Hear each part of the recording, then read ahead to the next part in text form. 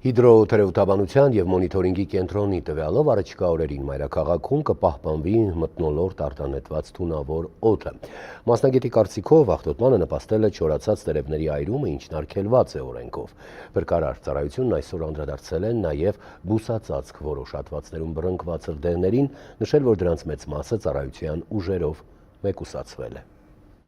Վերջին օրերին հանրապետության մի շարք մարզերի խոտածածկ ու բուսածածկ հատվածներում մեծ ու փոքր հրդեհներ են։ Դրանց մի մասն արդեն մարվել, մյուսները մեկուսացվել են։ Ավելի բարդ է իրավիճակը Դիլիջանում։ Կազաչի կոչվող հանդամասի հատվածում բռնկված հրդեհը մեկուսացված է։ Դիլիջանի ոլորաններին հարակից անտառում եւ Դիլիջանի Լեռնային Արմենիա հյուրանոցի մոտակայքում հրդեհաշիջման աշխատանքները շարունակվում են։ Ներգրաված են 8 փրկարարական ծառայողներ, էկոպարեկային ծառայության ծառայողներն են, ոստիկանության աշխատակիցներն են, կամավորներ, համայնքի բնակիչներ,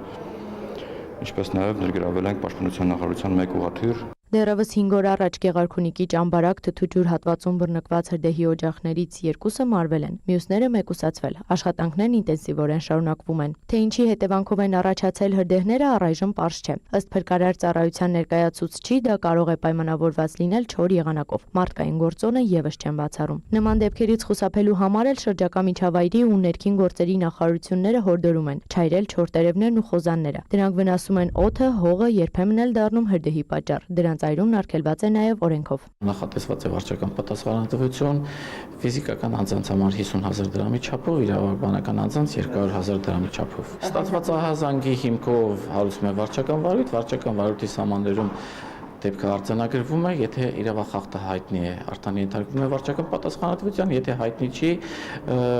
վարչական վարույթի նյութերը ուղարկվում է ոստիկանություն։ Հրդեհի վերաբերյալ նյութերը քննչական կոմիտե կուղարկվեն մարման աշխատանքներից հետո։ Իսկ ինչպես են ազդել այդ հրդեհները տարածքների օդի որակի վրա, տվյալներ չկան, քանի որ այդ մարզերում օդի որակի մոնիտորինգ չի իրականացվում։ Ինչ վերաբերում է Երևանին, ապա նոյեմբերի 17-ից 25-ը, օրինակ Կենտրոն վարչական շրջանում, մթնոլորտային օդում փոշու կոնցենտրացիան գերազանցել է սահմանային թույլատրելի կոնցենտրացիան 1.4-ից 4 անգամ։ Մի շարք այլ նյութերի մասով եւս այդ թույլատրելի կոնցենտրացիան գերազանցվել է։ Վերջին օրերին ունեցել ենք ազոտի երկօքսիդով կոնցենտրացիայի աճ։ Մասնագետն այս գերազանցումների համար մի քանի պատճառ է նշում։ Ունենք անտիսինքրոնի կենտրոնի առկայություն այժմ Երևան քաղաքում,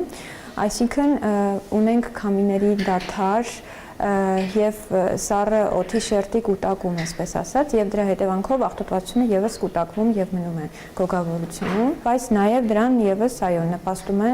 այդ ինտենսիվ տերևների այրում, աղբի այրումը եւ դրա հետ կապված մթնոլորտային օդ կարող են արտանետվել բազմապիսի թունավոր նյութեր, քաղցկեղածին նյութեր, շատ թունավոր գազեր։ Մասնագետը նշում է, առաջիկա օրերին այդ պատկերը կպահպանվի, գուցե նաև աճի։ Սա մաքուր ֆիլտրն է, դեռ չնմուշարված ֆիլտրն է, սրանք կենտրոնից հենց կենտրոնի ամենամուկ ֆիլտրերն են, էլի, ոնց որ առանձնացված դրված, ամիսամսա թվով, օրինակ սա ամսի 22-ինն է, տեսեք, բավականին մուք է։ Եթե չեմ սխալվում, ամսի 22-ին էր հենց 4 անգամ գերազանցում եղել։ Հիվանդությունների վերահսկման եւ կանխարգելման ազգային կենտրոնի ներկայացուցիչն էլ նշում է, Երևանի տարածքում հատուկ միջոցառումներ իրականացնելու անհրաժեշտություն դեռևս չկա, իսկ հրդեհների տարածքներին մոտ բնակվող մարդկանց հորդորում է։ Հնարավորինս փակ պահել պատուհանները, հնարավորինս քիչ գտնվել բացօթյա տարածքներում, առաջին իսկ նշանների դեպքում առողջության հետ կապված խնդիրների անմիջապես դիմել մասնագիտացված կառույց առաջնային պահպանման օղակ կամ բուժհաստատություն։ Վերադառնալով անտառային խոշոր հրդեհներին, ներքին գործերի նախարարությունից հայտնում են, կամավորական խմբերի ներգրավման անհրաժեշտություն առայժմ չկա։ Նման դեպքում հանդես կգան համապատասխան պաշտոնական հայտարարությամբ։ Էմմա Վարդանյան, Արտակ Գևորգյան, լուրեր։